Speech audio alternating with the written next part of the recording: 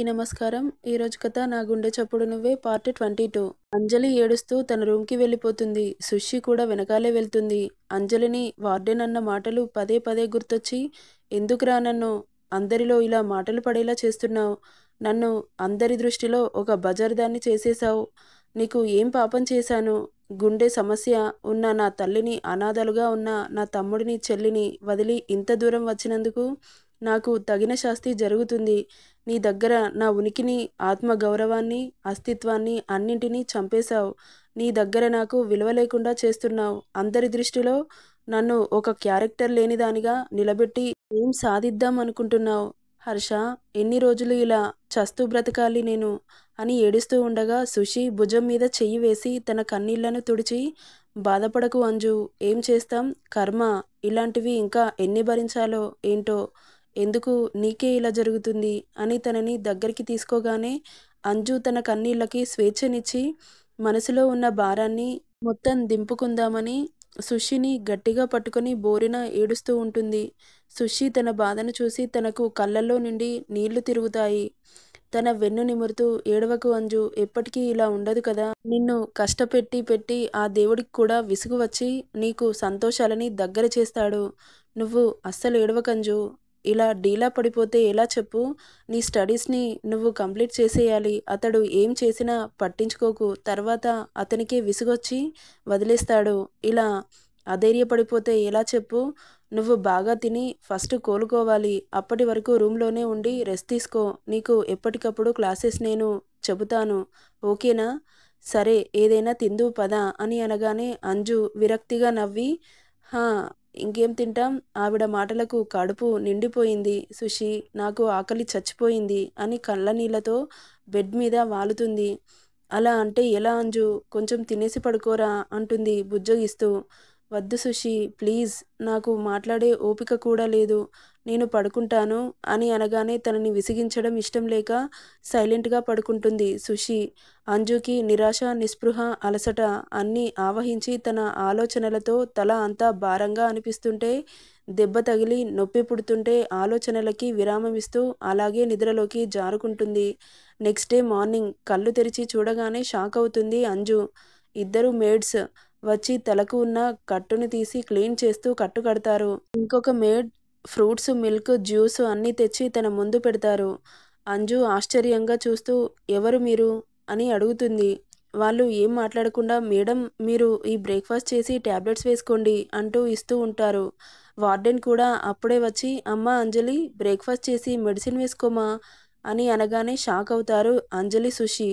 ఏంటి ఈవిడ రాత్రి వీరంగం చేసి ఇప్పుడేంటి ప్రేమ ఒలకబోస్తుంది అని అనుకుంటూ ఉండగా, అమ్మా అంజలి, ఇదిగో పాలు తాగమ్మా అని అంటుంది వార్డెన్. ఏమైంది మేడం అని అడుగుతుంది అంజలి. ఏం లేదమ్మా, నువ్వు పాలు తాగి ఈ మెడిసిన్ వేసుకో అని అక్కడి నుండి వెళ్ళిపోతుంది. అంజలికి డౌట్ వచ్చి ఇదంతా హర్షగాని పనే ఉన్నట్టుంది అని కాల్ చేస్తుంది అంజు. కానీ బాబు చాలా బిజీ ఉండి ఫోన్ లిఫ్ట్ చేయడు. మళ్ళీ ట్రై చేస్తుంది, అయినా లిఫ్ట్ చేయకపోవడంతో కావాలని లిఫ్ట్ చేయట్లేదు ఛా అని అనుకుంటూ, అంజు, నువ్వు ఫ్రెష్ అయ్యి బ్రేక్ఫాస్ట్ చేసి ట్యాబ్లెట్స్ వేసుకోమా, నైట్ కూడా ఏం తినలేదు, ప్లీజ్ అంజు, నువ్వు హెల్దీగా ఉంటేనే కదా బాగా చదివేది, ఈ చుట్టూ ఉన్న ప్రాబ్లమ్స్ని కూడా ఫేస్ చేసేది అని అనగానే అంజు ఫ్రెష్ అయ్యి వచ్చి బ్రేక్ఫాస్ట్ చేస్తూ ఉంటుంది. సుషి కూడా ఫ్రెష్ అయ్యి, అంజు, నేను కాలేజ్కి వెళ్తున్నా, నువ్వు ట్యాబ్లెట్స్ వేసుకొని రెస్ట్ తీసుకో అని చెప్పి ఆ కాలేజ్కి వెళ్ళిపోతుంది సుషి. అంజు ట్యాబ్లెట్స్ వేసుకుంటుంది. కడుపులో కొంచెం పడగానే ట్యాబ్లెట్స్ వేసుకోవడం వల్ల మత్తుగా అనిపించి ఆలోచించడం ఇష్టం లేక కళ్ళు మూసుకుంది. అంజు బాగా అలసిపోవడంతో డీప్గా నిద్రలోకి జారుకుంది. తను ఎప్పుడు లేస్తుంది అని మధ్యలో 5-6 సార్లు తిరిగిపోతుంది వార్డెన్. తను ఇంకా నిద్ర లేవకపోవడంతో డిస్టర్బ్ చేయడం ఇష్టం లేక అక్కడి నుండి వెళ్ళిపోతుంది. బాగా నిద్రపోయి సాయంత్రం మెలకువ వస్తుంది అంజలికి. వార్డెన్ పాలు, స్నాక్స్తో తన ముందుంటుంది. ఆమెను చూసిన అంజు షాక్ అవుతుంది. మీరేంటి మేడం, నువ్వు లేస్తావేమో అని 3-4 సార్లు వచ్చి చూశానమ్మా, బాగా పడుకున్నావు, ఇదిగో ఈ పాలు తాగు అంటూ తనకి పాల గ్లాస్ ఇచ్చి అక్కడి నుండి వెళ్ళిపోతుంది. అంతలో సుషి రావడంతో, ఈ వార్డెన్ ఏంటే నిన్ను ఇంత కేర్గా చూసుకుంటుంది అంటూ ఆశ్చర్యపోతుంది. ఇందులో ఆశ్చర్యపోవడానికి ఏముంది, అంతా వాడి పనే కదా, ఈవిడ గారిని కూడా భయపెట్టినట్టున్నాడు, అందుకే దారిలోకి వచ్చింది అయినా ఇవన్నీ ఎందుకు చేస్తున్నాడు అంటూ ఆలోచిస్తుండగా అంజు వాడి గురించి ఆలోచించి నీ బ్రెయిన్ పాడు చేసుకోకు అంటుంది. అంజలికి కంటి నిండా నిద్ర, కడుపు నిండా తినడంతో పాటు మైండ్ కొంచెం రిలాక్స్ అయింది. కిటికీలోంచి కనబడుతున్న నీళ్ల మీద సూర్యకిరణాలు పడి బుద్ధ విగ్రహం మెరుస్తుంటే సుషి ఒకసారి బుద్ధుని దగ్గరికి వెళ్ళి కాసేపు రిలాక్స్ అవుదామా అంటుంది. సుషి కూడా చూసి అంజు కాస్త రిలాక్స్ అవుతుందేమోనని సరే వెళ్దాం అంటుంది. నువ్వు వెళ్ళి ఫ్రెష్ అయ్యిరా వెళ్దాం అని అనగానే అంజు వెళ్ళి ఫ్రెష్ అయ్యి వచ్చి అక్కడి నుండి బయలుదేరుతారు. వెళ్తున్న వాళ్ళిద్దరిని చూసి ప్రేమగా నవ్వుతుంది వార్డెన్. అది చూసిన సుషి ఏంటి ఈవిడగారిలో ఇంత మార్పు అంటూ మాట్లాడుకుంటూ వెళ్తారు.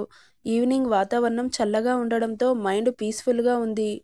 నెక్లెస్ రోడ్ రాగానే ఫుట్పాత్ మీద నిలబడి ఎదురుగా ఉన్న స్టాచ్యూని చూస్తూ అలాగే నిలబడి వైరాగ్య యోగినిలా చూస్తూ ఉంటుంది అంజలి.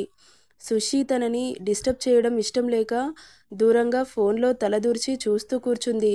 అంతలో యూ గో నౌ అని మెసేజ్ రావడంతో హూ ఆర్ యూ అని రిప్లై ఇస్తుంది సుషి. నీ ముందు నిలబడిన దాని మొగుణ్ణి అని అనగానే షాక్ అయి చూస్తుంది. ఇదేమో సన్యాసం పుచ్చుకునేలా ఉంది. వీడేమో వదిలితే సంవత్సరానికి ఇద్దరిని కనేలా జెట్ రాకెట్లా ఉన్నాడు. వీళ్ళిద్దరూ ఈస్టు వెస్ట్ అన్నట్లుగా ఉన్నాయి దారులు. దేవుడు ఎవరిని ఎవరితో సెట్ చేస్తాడో ఎవరికీ తెలీదు అని ఆలోచిస్తూ ఉండగా మళ్ళీ మెసేజ్ వస్తుంది. ఒక్క నిమిషం ఇక్కడే ఉన్న హుస్సేన్ సాగర్లో తేలుతావు అని రాగానే టక్కున లేచి అక్కడి నుండి పారిపోతుంది సుషి. అటువైపు తిరిగి ఉన్న అంజు వెనుక నుండి వచ్చి దగ్గరగా నిలబడి తన కురుల హర్ష మీద పడుతుంటే వాటిని చేతితో తీసి తన నుండి వస్తున్న న్యాచురల్ అరోమా ఎంజాయ్ చేస్తూ తన వీపు మీద ముద్దు పెడతాడు. అంజు ఉలిక్కిపడి ఇటువైపు తిరుగుతుండగా గట్టిగా పట్టుకుంటాడు. తిరగకు అలాగే ఉండు అంటాడు. ఏయ్ నువ్వెప్పుడొచ్చావ్ అంటుంది.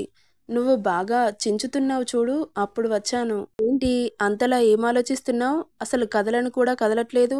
స్టాచ్యూలా ఆ బుద్ధ విగ్రహంలాగా నిల్చొని చూస్తున్నావు అంటాడు. ఏం లేదు నన్ను వదులు అంటుంది. వదలను బేబీ అంటాడు. Half an hour before Anju Sushi వస్తుంటే వార్డెన్ మేడం గారు హర్షకి కాల్ చేసి చెబుతుంది పాప ఈజ్ అవుటింగ్ అని. సో బాబు దూరంగా నిల్చొని మేడం గారిని అబ్జర్వ్ చేస్తూ సైట్ కొడుతున్నాడన్నమాట.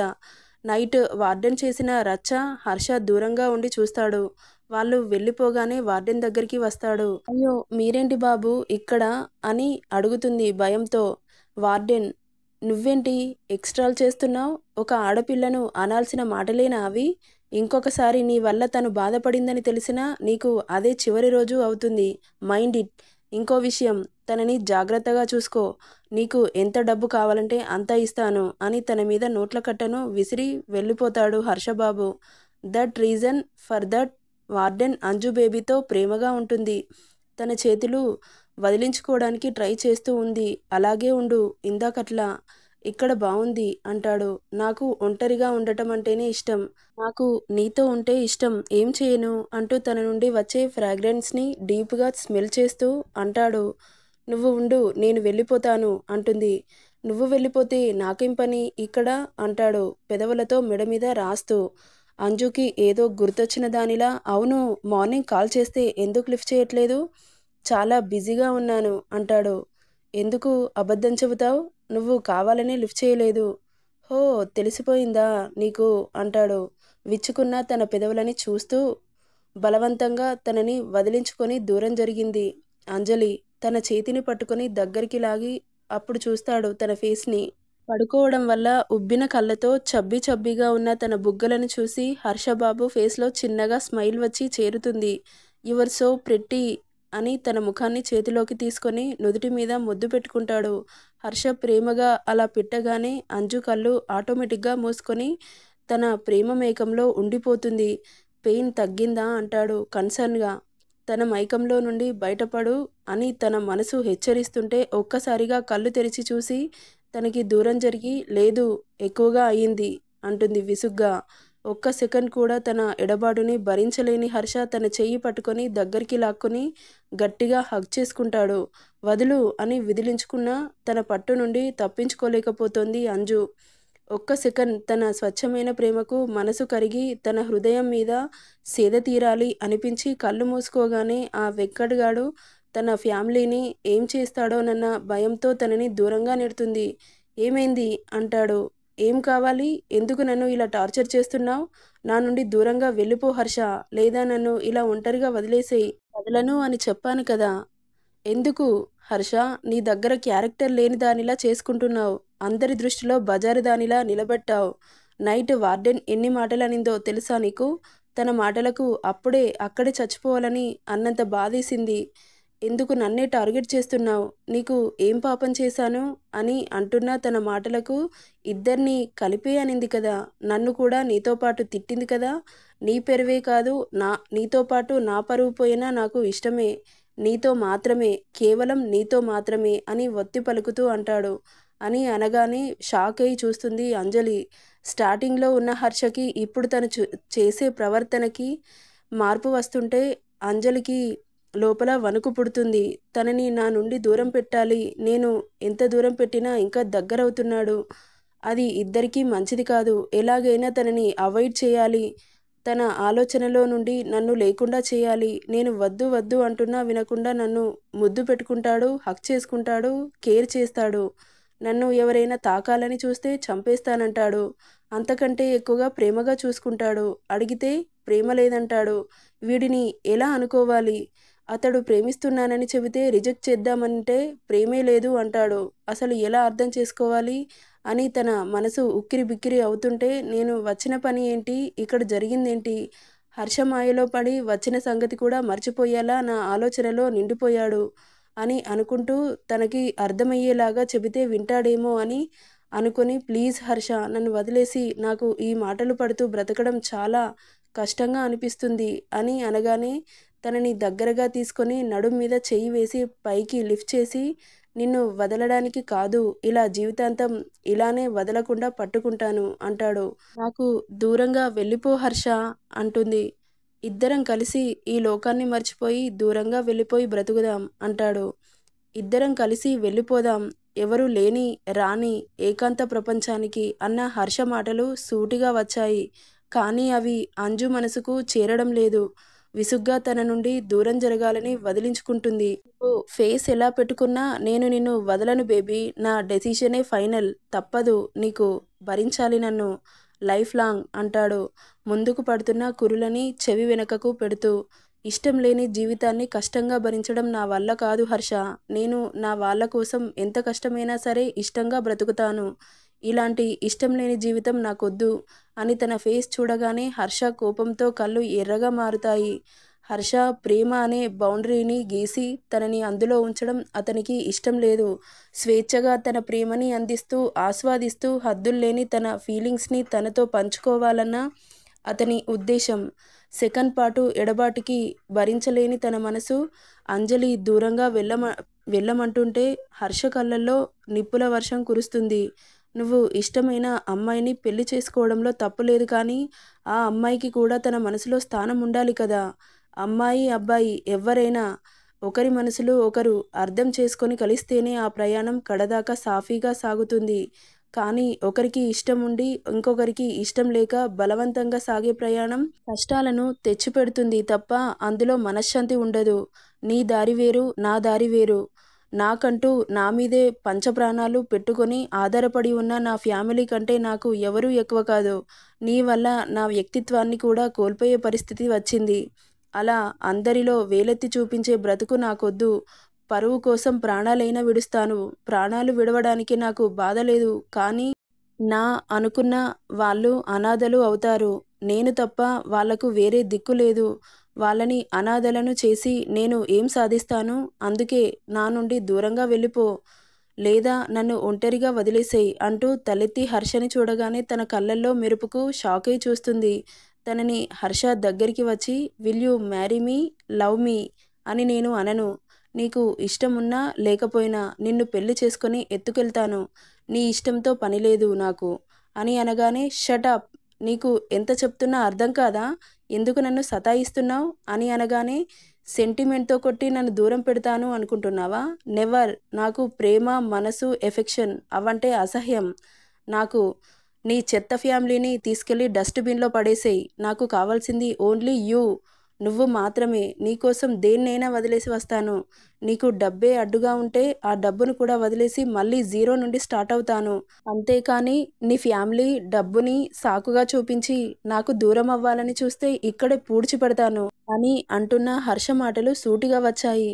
అంజలి చిరాగ్గా చూసి, అసలు నువ్వు మనిషివేనా? ఏం మాట్లాడుతున్నావో అర్థమవుతుందా? నీకోసం నా ఫ్యామిలీని వదిలి ఎలా వస్తాననుకున్నావు? అసలు నువ్వంటేనే ఇష్టమే లేదు నాకు. అలాంటిది నా ఫ్యామిలీని వదిలి వచ్చేస్తాను అనుకుంటున్నావా? అయినా నీకు మనుషుల మధ్య ప్రేమ, ఆప్యాయతలు అవన్నీ చెత్త కదా నీ దృష్టిలో అంటూ విసుగ్గా చెప్పింది. అంజలి, ఇవన్నీ చెప్పి నా దగ్గర కన్నీళ్లు కారిస్తే కరిగిపోతాను అనుకుంటున్నావా? నెవర్. నీ డెస్టినీని నేనే. నువ్వు ఫిక్స్ అయిపో బేబీ. ఈ జన్మకే కాదు, ఇంకా ఎన్ని జన్మలు ఉన్నా ఆ జన్మలన్నిటికీ నేనే నీ మొగుడిని. నీ శరీరాన్ని తాకే ఆల్ అండ్ ఆల్ రైట్స్ నావే. నీ బాడీకి కేర్ ఆఫ్ అడ్రస్ కూడా నేనే అంటున్న తన మాటలు చిరాకు వస్తుంటే, షట్ యువర్ మౌత్. ఇంకోసారి పిచ్చి పిచ్చి మాటలు మాట్లాడావనుకో చెంప పగులుతుంది. ఎవడిచ్చాడురా నా మీద రైట్స్? అసలు ఎవడు నువ్వు? నీ ఇష్టానికి ప్రవర్తిస్తున్నావు. నా ఇష్టం లేకుండా నా జీవితంలోకి రావడానికి ఎంత ధైర్యం నీకు? అసలు ఏమనుకుంటున్నావు? ఆడదాని మనసు అంటే ఆటబొమ్మలా అనిపిస్తుందా? ఒక బొమ్మతో ఆడుకున్నట్లు ఆడుకుంటున్నావు. నా పర్మిషన్ లేకుండా నా లైఫ్లోకి ఎలా వస్తావు? వద్దు వద్దు అని అంటున్నా కానీ పదే పదే ముట్టుకుంటున్నావు. బొడ్డు కోసి పేరు పెట్టావా? చిన్నప్పటి నుండి నన్ను పెంచి పోషించావా? నా జీవితాన్ని నీ చేతుల్లోకి తీసుకునే హక్కు ఎవడిచ్చాడు? ఇంకొకసారి నన్ను తాకాలని చూస్తే ఇప్పుడే ఈ క్షణమే కిరోసిన్ పోసుకొని తగలబెట్టుకుంటాను అని కోపంతో ఊగిపోయింది పాప. అచ్చా, అవునా అంటూ తన దగ్గరికి వచ్చి, ఓకే బేబీ, ఇద్దరం కలిసి ఫైర్ బాత్ చేద్దాం అంటాడు. ఫైర్ బాత్ అంట, పోలే, అద్దిరిపోలే. నెక్స్ట్ ఏం జరుగుతుందో నెక్స్ట్ పార్ట్లో చూద్దాం. ఈ స్టోరీ నచ్చితే లైక్ చేయండి, షేర్ చేయండి, సబ్స్క్రైబ్ చేసుకోండి friends. Thank you for listening.